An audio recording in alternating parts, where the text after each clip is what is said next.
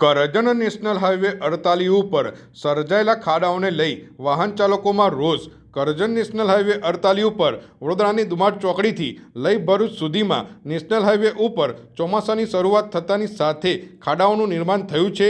ખાડાઓને લઈ વાહન ચાલકો હેરાન થઈ રહ્યા છે।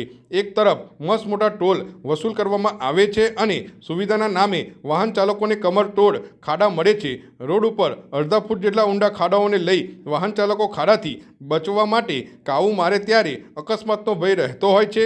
મોટા વાહન ચાલકોને ખાડાઓને લઈ નુકસાન થતું હોય છે। બીજી તરફ ખાડાઓને લઈ મોટા વાહનો ધીરા પડે છે, જેથી ટ્રાફિક જામની સમસ્યા સર્જાય છે। અનેક વખત કલાકો લોકોને ટ્રાફિક જામમાં ફસાવાનો વારો આવે છે।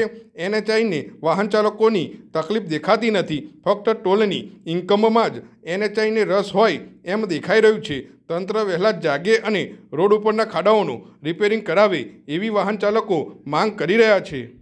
શું લાગ્યું? નજીક છે, ટોલ નાકા પૂરા પૈસા લે છે ને ખાડા રોડ આ રોડ પર ખાડા એટલા બધા છે કે ભયંકર અકસ્માત થયો છે।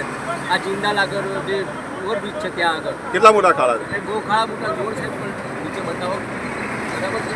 2 ફૂટ 2.5 ફૂટના ખાડા આ ટોલ લે છે બરાબર લે છે? ટોલ લે છે, ટોલ લે છે બરાબર યોગ્ય લે છે? ટોલ લે છે બરાબર છે, અને ટોલ વધારે લે છે ઉલટા 160 રૂપિયા।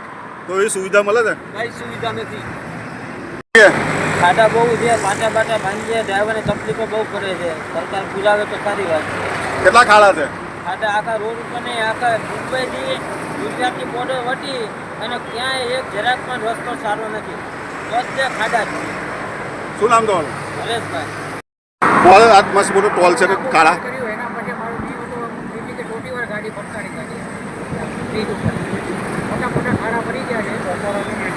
પાણી ભરે એટલે ખાડા દેખાય નહીં આપણે કેટલા છે આગળ પાછળ વીરમાં તો 2 વખત તો હવા પુરાવી તો આ તંત્રએ ધ્યાન રાખવું જોઈએ ખરેખર। આવડે મોટા ખાડા જો બ્રિજમાં પડી જતા હોય તો નાની ગાડી